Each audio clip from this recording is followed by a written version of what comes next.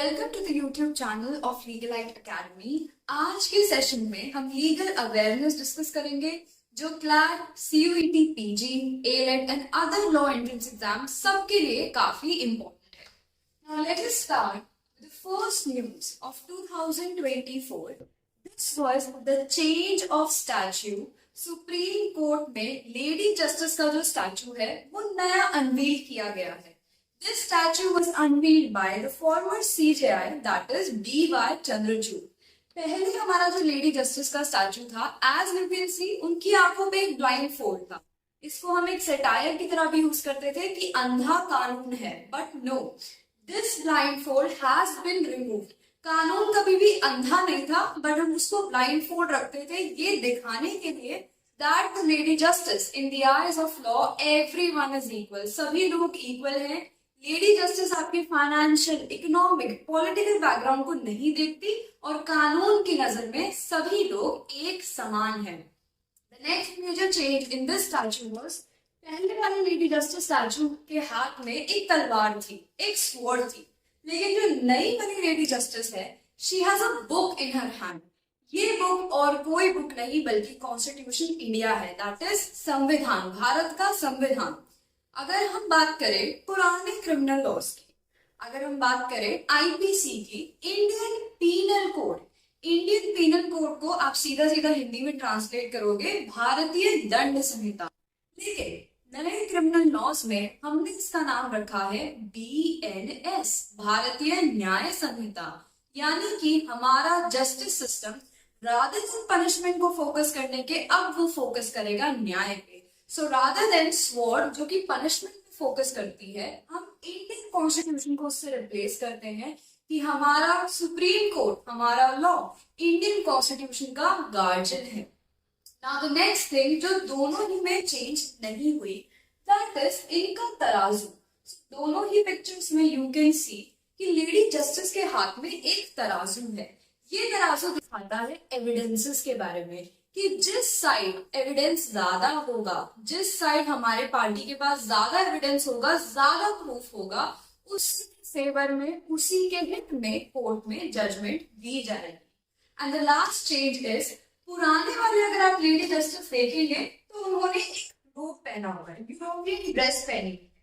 But the new lady justice that you can see, she is wearing an Indian attire, traditional Indian attire जो कि साड़ी है, as well as Indian jewels भी पहने हुए हैं। So this shift can be seen from the European culture to the Indian culture.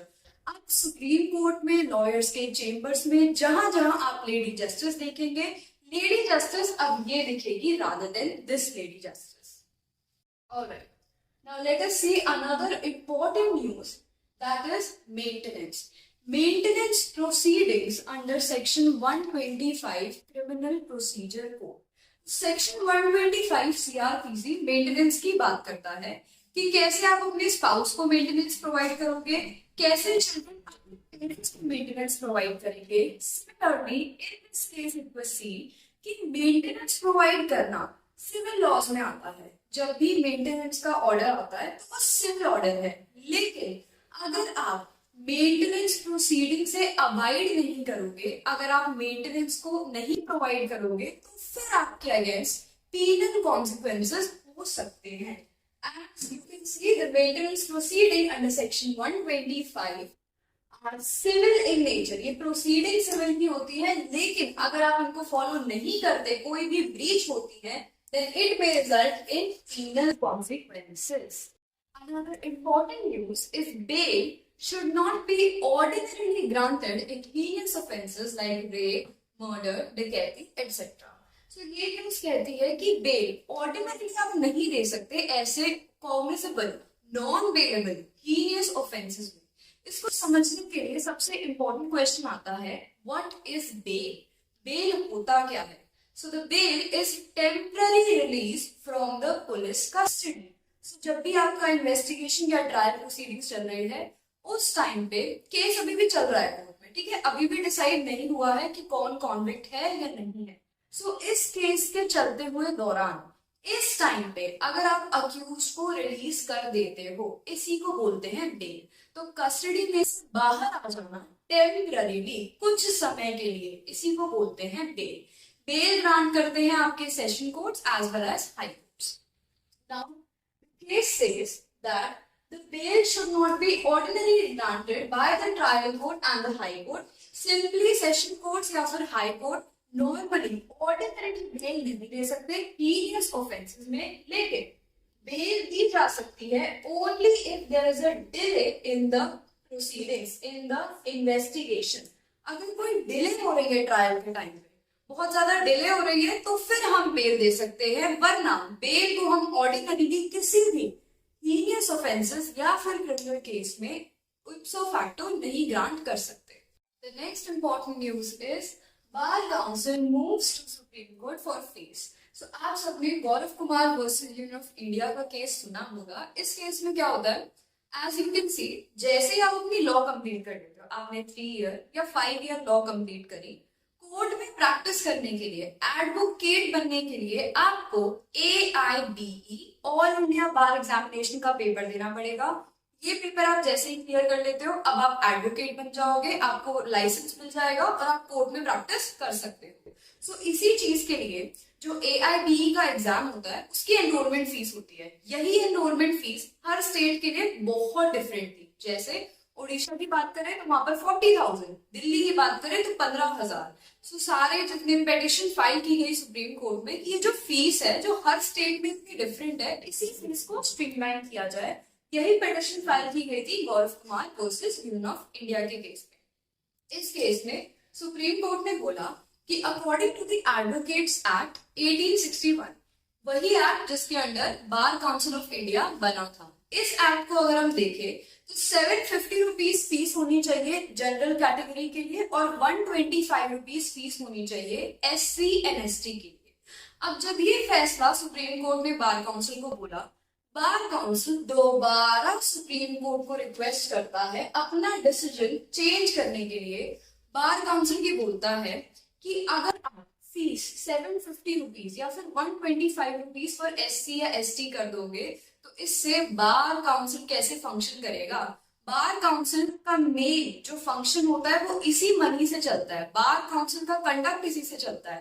Bar council के जितने भी मेंबर्स हैं, उनको पेमेंट इसी फीस से मिलती है। One of the most important things said by the bar council was that anything 1960 में जो चीज 100 रुपए की थी, अगर हम साल 2022 में देखें तो वही चीज 7,804.85 रुपीज की है। जब इतना इन्फ्लेशन है, इतना प्राइस बढ़ रहा है, इतनी चीजें चेंज हो रही है, तो फिर बार काउंसिल अपनी फीस जो उसने 1861 में सेट करी थी, वो आज 2025 में कैसे चेंज कर सकता है। Medical practices not liable for complications. सबसे पहले हम बात करेंगे मेडिकल प्रैक्टिसेस के बारे में। मेडिकल प्रैक्टिसेस में हम किसी भी डॉक्टर को कंसिडर करते हैं। जैसे ही आप अपनी MBBS कंप्लीट कर लेते हो, आपको मेडिकल एग्जामिनेशन एक एग्जाम क्लियर करना होगा।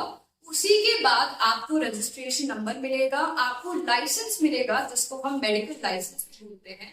इसी मेडिकल लाइसेंस के बाद आप किसी भी क्लिनिक, किसी भी हॉस्पिटल, कहीं पर भी एज ए डॉक्टर प्रैक्टिस कर सकते हैं।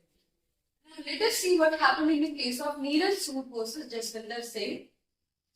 Recently सुप्रीम कोर्ट ने ये बोला कि जब भी कोई भी डॉक्टर प्रॉपर प्रोसीजर, प्रॉपर अपना SOP फॉलो करके कोई भी मेडिकल सर्जरी या ऑपरेशन करता है, पोस्ट सर्जरी या पोस्ट ऑपरेशन अगर कोई भी कॉम्प्लिकेशंस आए तो उसके लिए डॉक्टर लायबल नहीं है।